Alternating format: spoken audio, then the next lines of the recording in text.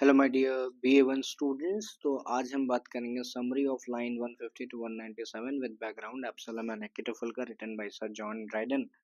तो John Dryden ने जब अकिटोफल एब्सलम एंड अकिटोफल लिखा था तो वो एक पॉलिटिकल सटायर क्रिएट करना चाहते थे। पॉलिटिकल सटायर ये इंग्लिश में भी पहला पॉलिटिकल सटायर होता, यानी कि पूरे लिटरेचर के सिनेरियो में, यानी पूरे लिटरेचर के जॉनराज में सबसे पहला अगर किसी ने पॉलिटिकल सटायर लिखने की कोशिश की या किसी ने सक्सेसफुली इसे लिखा तो ही वाज जॉन ड्राइडन। तो अब्सलम अब्सलम का कैरेक्टर तो हम आप जानते ही हैं, मैंने 2 वीडियोस ऑलरेडी अपलोड करके रखे हैं, लेकिन अगर ये शॉर्ट समरी है तो उसको मैं सच में शॉर्ट रखने की कोशिश करूंगा।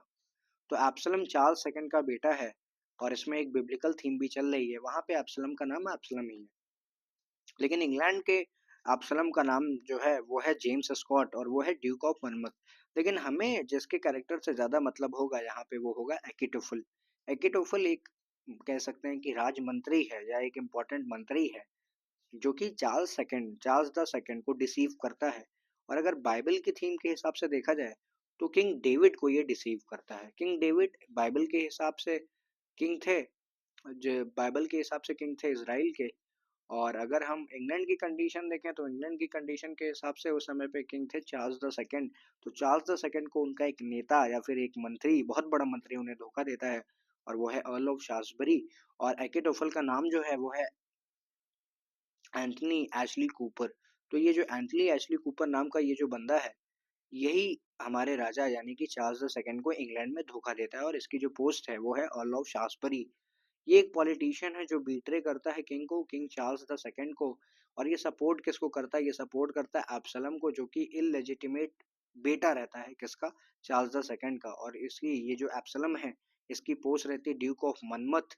और इसको तुम याद कर लेना, स्पेलिंग याद करनी जरूरी है, तभी आपको मार्क्स भी मिलेंगे। तो एब्सलम जो है वो है ड्यूक ऑफ मनमथ। अगर आपको एब्सलम का असली नाम जानना है तो वो है जेम्स स्कॉट। जेम्स स्कॉट नाम का एक बच्चा रहता है जो कि चार्ल्स द सेकंड का बेटा है, लेकिन वो इलेजिटिमेट है यानी नाजायज है, क्योंकि चार्ल्स द सेकंड के बहुत सारी महिलाओं के साथ नाजायज संबंध भी थे। तो वहां से ये जो बच्चा होता है ये बड़ा खूबसूरत रहता है, होनहार रहता है और सारे प्रोटेस्टेंट्स इसी को सपोर्ट करते रहते हैं। तो इसी वजह से हमारे ये जो एकिटोफल साहब हैं, एंथनी एशली कूपर, ये भी इसका सपोर्ट करते हैं और इनको राजा की राजगद्दी गिरानी थी। तो ये क्या करते हैं, एब्सलम का साथ दे देते हैं कि चलो ठीक है भाई, तुम राजा के ही बेटे हो और तुम राजा बन जाओ और हम लोग को नया बड़ा मंत्री बना देना। तो यहाँ पे ये सारी चालें ये चलते हैं। कौन चलता है? एकिटोफल चलता है। किसके साथ मिलके चलता है? एब्सलम के साथ मिलके चलता है। किसके खिलाफ चलता है? तो चार्ल्स द सेकंड के खिलाफ चलता है। ये हिस्टोरिकल बैकग्राउंड है इंग्लैंड का।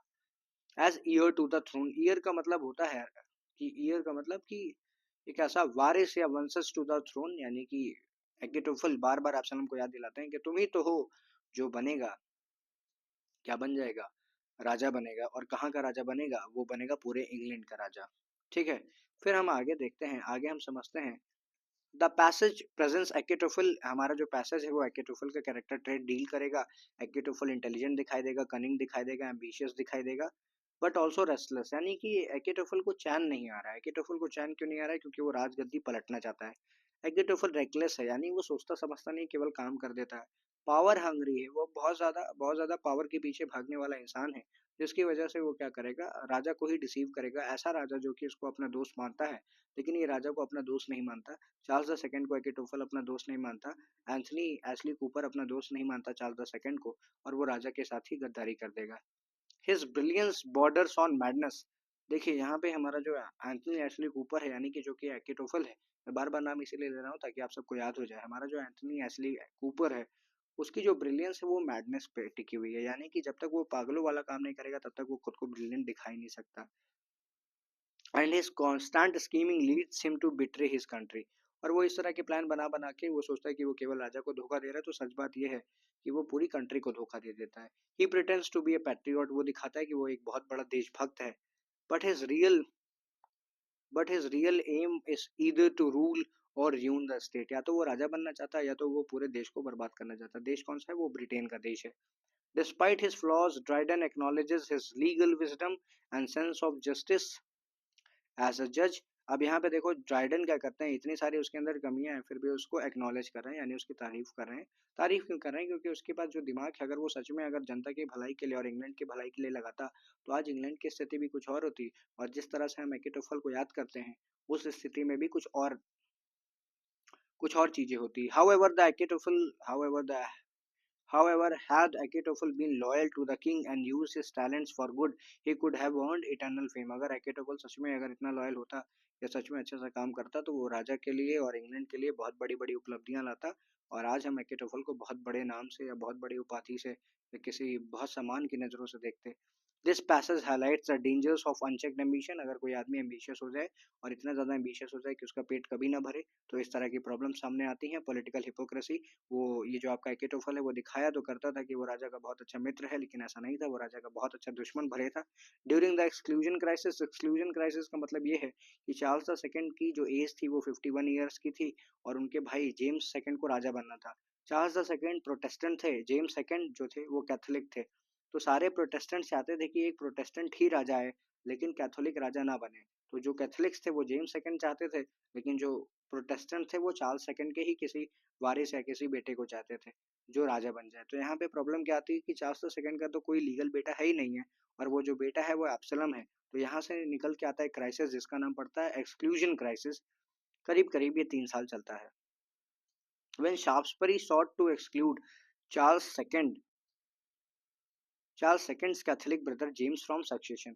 अब ये जो शाफ्टसबरी के लोग रहते हैं ये लोग चाहते रहते हैं, या फिर ये जो कह लो कि अर्ल ऑफ शाफ्टसबरी जो है वो चाहता रहता था कि चार्ल्स द सेकंड का जो बेटा है वो राजा बन जाए, भले वो इलेजिटिमेट है, लेकिन जेम्स द सेकंड या जेम्स सेकंड जो कि रोमन कैथोलिक किंग है वो राजा ना बन पाए। तो दैट्स इट, यही है हमारा summary of Absalom and Achitophel. इसमें हमने एकेटोफल का कैरेक्टर कर लिया, line number 150 to 197। Thank you for watching, keep subscribing, keep sharing. और जितना आप शेयर करेंगे उतने ज़्यादा मैं इस तरह के एक्सक्लूसिव कंटेंट लाता रहूँगा। Thank you for watching, thank you for supporting.